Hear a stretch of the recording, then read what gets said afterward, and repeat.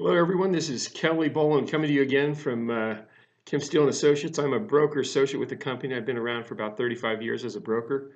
Today, I'm going to talk about how to be a buyer in a buyer's market. It might seem kind of obvious to some of you, but as a lot of you know, the market has shifted. We're near the end of 2018, and we have moved very quickly from a seller's market to a buyer's market. What that means is that there are properties are just not selling for what sellers thought they would sell for. Part of the reason is rising interest rates. Buyers that hear about this are a little more hesitant to buy, and therefore properties stay on the market a lot longer. There's some obvious strategies that have to take place when you're a buyer in a buyer's market. A lot of us who have been through a seller's market, can tell you, and I'm sure maybe you're aware that in a seller's market where we've made an offer, it's so frustrating to go in, make an offer, and realize that there are multiple offers on the property. Some of them are higher than list price. We've had to come in. We've been informed by the listing agent that we need to come in with our highest and best offer, and consequently, we may have even made an offer that's above list price and not gotten the deal. You can't blame sellers. That's the way the market is. However, the page is flipped. Now we are in a buyer's market. What does that mean? It means that most sellers probably don't know really what their property is worth, or what they think it's worth is probably above reality. So it's very important in a buyer's market to establish what that value is. It's very important to have your real estate agent get comps, really good comps that show what's on the market right now, what is sold recently, so that when you make an offer, which you're going to make, probably going to be considered lowball, something that makes sense, that is justified on paper. You don't want to insult the sellers. The sellers are very sensitive at this point. Just a year ago, their property was worth way more than it is today, and they expected it's worth more. However, if they're realistic and they want to move, they're going to have to go by what the property is actually worth. So very important to do your homework in a buyer's market. Get comps, what is currently listed, what has recently sold. If you can ascertain somehow, perhaps, why the sellers in this house that you want to buy are selling, that might be helpful. Do they have to? Is it a move? Are they making a transfer? Is it a divorce? Is it a foreclosure? I mean, who knows what? Oftentimes that can affect how you come in as a buyer.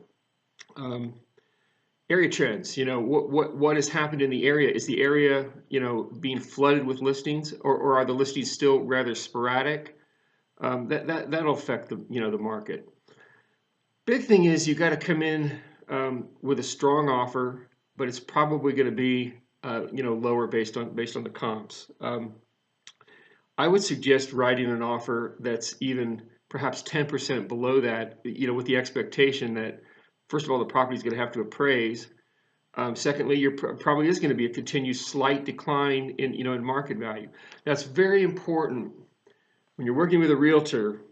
Get this: do not worry about offending anyone. Realtors, if a realtor is going to tell you no, that's too lowball, or we're going to piss off the sellers, then get a new agent. This is no time to be. We've all been through the other side of the market.